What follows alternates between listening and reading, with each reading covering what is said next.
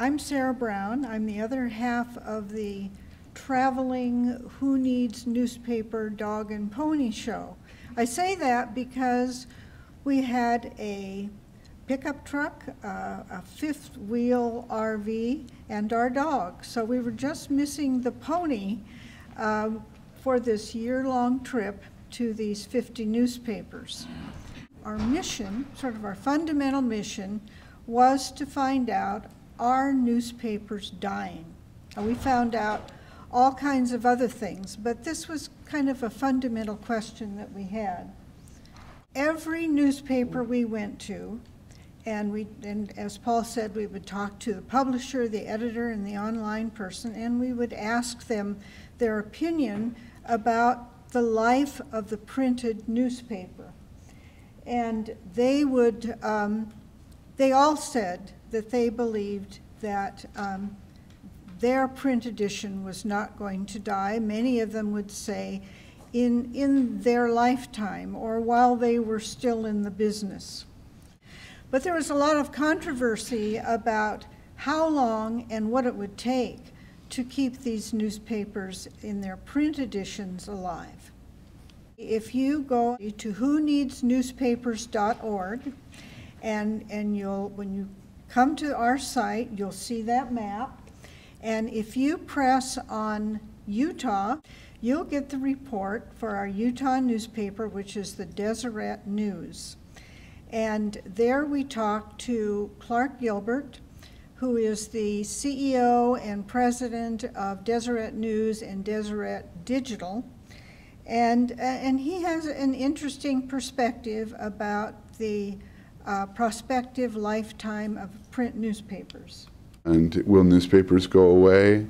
I think print has some compelling features to it that will make it last for a little season. And only if they learn to define and differentiate themselves. If you want to be a generic news organization covering all topics on all things, that model in print's not going to last very long. And if you can find a differentiated position, I think you can find a position in the market that will last, you know, I won't say 20 years, but will last for a while. We're planning on growing our print circulation over the next 2 years quite dramatically. But it's because we feel like we've defined the product very carefully in a way that makes it unique. We found that the size of the market mattered. I think people who have gone to sessions this last week, as we have, we are hearing and we heard in our travels that the smaller newspapers, often the weeklies, the smaller community newspapers are faring better than the metro papers. There are some things that make that the case. Often they're not in the same debt situations. Often they are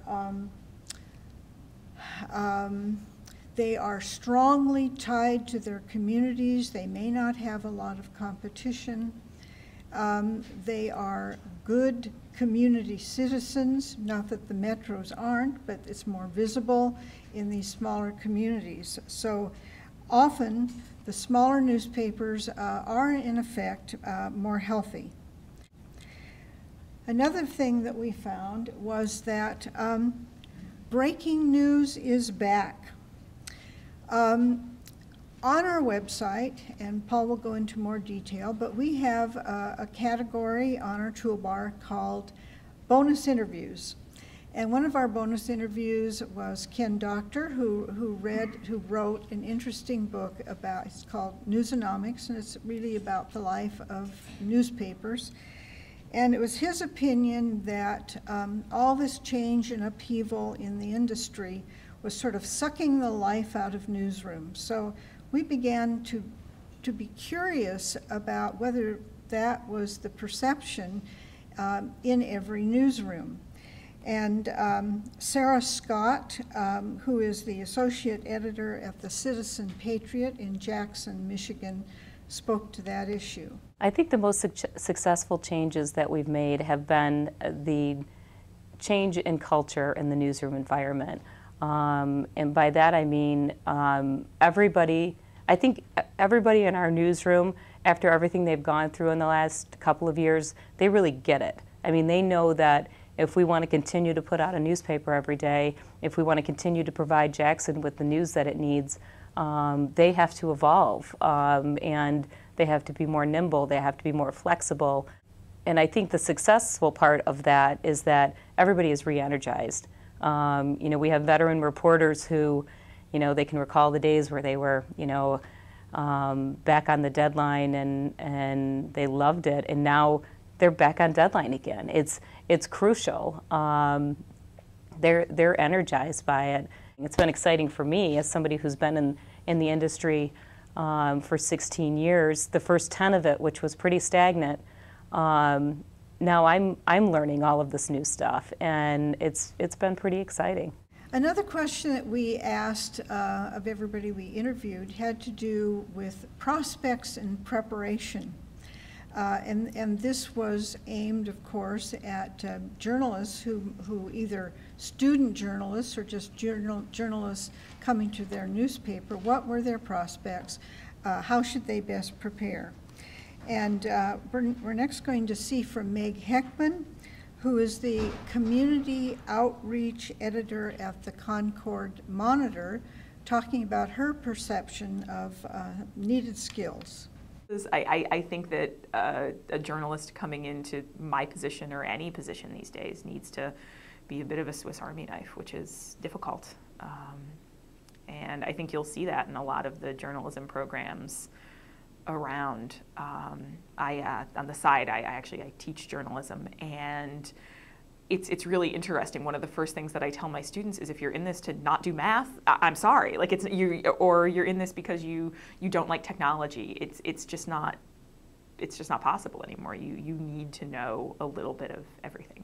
I think this is an important point for journalism educators, is that we're going to hear that there are a lot of multimedia skills that are needed. But we also heard over and over again that key skills were writing, that to have a good chance at jobs in today's newsroom, you have to be a very good writer.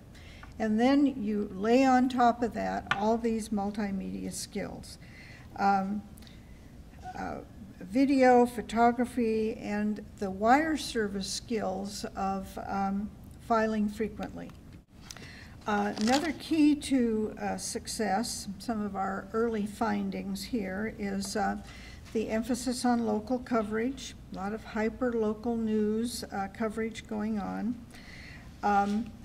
We would ask publishers and editors what they believed were the three most important contributions their newspaper made to their community.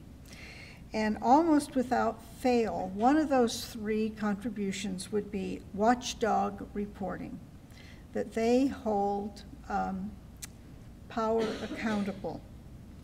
Another one is community dialogue, and in many cases, philanthropy, that these newspapers give back to their communities, and some of them in fairly large measure. So as Clark Gilbert says, one of the keys is this distinguishing yourself, so that the newspaper clearly has something about it that is different from its competition. So prioritizing is critical.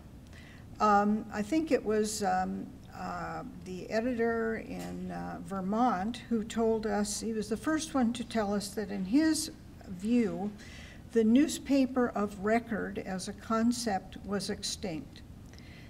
Simply meaning that with limited resources and needing to prioritize, these newspapers just cannot do everything. They cannot be that one single source for their community. And that limited resources require focused coverage. So as we've heard, actually, from Barry, reach has expanded. the combination of print and digital means that for many of these newspapers, they are reaching more readers than they ever have. But one of the difficult business questions is whether more reach is going to translate into more revenue. Newspaper to newspaper, and particularly early on in our travels, people would talk about needing to find the right business model. That was sort of the holy grail. Can we find the right business model? Joe DeLuca, who is publisher of TampaBay.com, which is St. Petersburg Times website, has a very interesting perspective on this. I think the most important thing to recognize is there isn't going to be one answer. There is no silver bullet. There will be many, many different revenue streams like that, but the basic part of our business, the basic business model still remains the same. We create content, we find an audience for that content, and we deliver that audience to an advertiser, and they do some kind of business and commerce with them. And I think that stays the same, but the way we get paid for that is going to change, and there may be 15 or 20 or 25 different types of revenue streams coming together around the digital piece. So one of the things we have found newspaper to newspaper is that any given newspaper's approach to how they're going to handle their websites, how they're going to handle digital products is different. The titles and responsibilities of the people who hold those roles tend to be different. There is a difficulty in, you think of a smaller newspaper, revenue from online may be something, you said 10 to 20%. We found 10% was a pretty good average. And yet, and they have limited resources and the economy is shaky, and yet, we all believe that digital and online is the wave of the future. So it's a very kind of leap of faith for many of these newspapers to be willing to commit resources to digital when it provides so little ad revenue. So the search for solutions is certainly dynamic, newspaper to newspaper. And one of the most fascinating people and websites that we found in our travels was at the Las Vegas Sun. Rob Curley is senior editor of digital, and let's hear from him. I don't want there to be the news equivalent of a Craigslist come in and wipe out what we do. You know, it breaks my heart that the newspaper industry let Craigslist take away our classifieds, or at least didn't try to do something interesting, you know.